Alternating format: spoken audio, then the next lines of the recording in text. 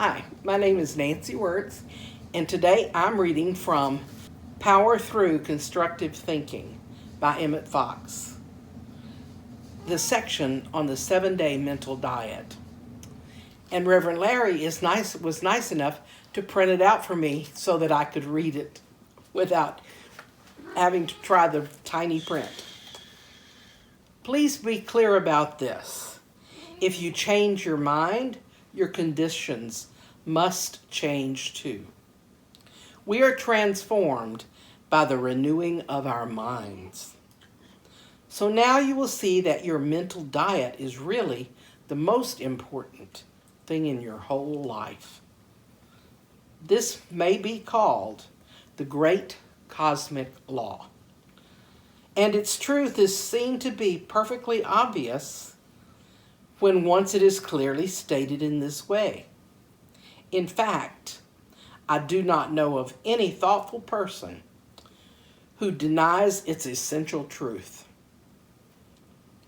The practical difficulty in applying it, however, arrives from the fact that our thoughts are so close to us that it's difficult, without a little practice, to stand back, as it were, and look at them objectively. Yet this is just what you must learn to do. You must train yourself to choose the subject of your thinking at any given time, and also choose the emotional tone, or what we call mood, that colors it. Yes, you can change your moods. Indeed, if you could not, you would have no real control over your life at all. Moods habitually entertained produce the characteristic disposition of the person concerned, and it's his disposition that finally makes or mars a person's happiness. You cannot be healthy, you cannot be happy, you cannot be prosperous if you have a bad disposition. If you are sulky or surly or cynical or depressed or superior or frightened half out of your wits, your life cannot possibly be worth living.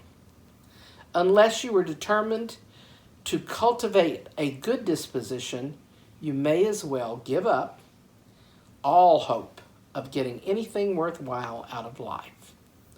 It is kinder to tell you plainly that this is the case.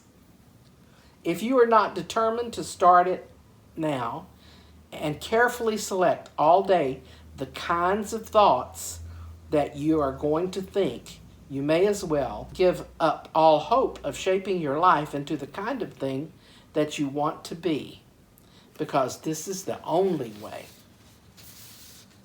In short, if you want to make your life happy and worthwhile, which is what God wishes for you to make it, you must begin immediately to train yourself in the habit of thought selection and thought control.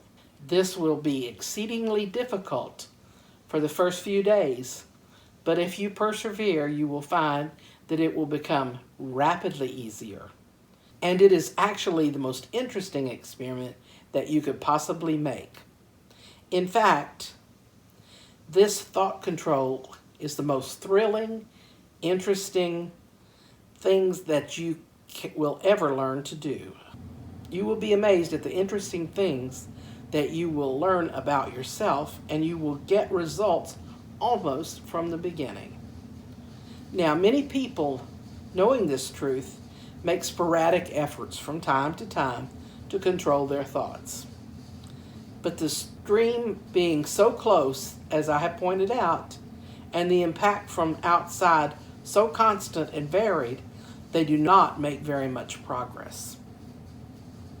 This is not the way to work. Your only chance is definitely to form a new habit of thought, which will carry you through when you are preoccupied or off your guard, as well as when you were consciously attending to business. This new thought habit must be definitely acquired, and the foundation of it can be laid within a few days. And the way to do it is this. Make up your mind to devote 1 week solely to the task of building a new habit of thought. And during that week, let everything else in life be unimportant as compared to that. This then is your prescription. For 7 days, you must not allow yourself to dwell for a single moment on any kind of negative thought. You must watch yourself for a whole week as a cat watches a mouse. And you must not, under any pretense, allow your mind to dwell on any thought that is not positive, constructive, optimistic, or kind. This discipline will be so strenuous that you could not maintain it consciously for more than a week. But I do not ask you to do so. A week will be enough, because by that time the habit of positive thinking will begin to be established. Some extraordinary changes for better will have come into your life, encouraging you enormously. And then the future will take care of itself. The new way of life will be so attractive and so much easier than the old way that you will find your mentality aligning itself almost automatically. And so it is.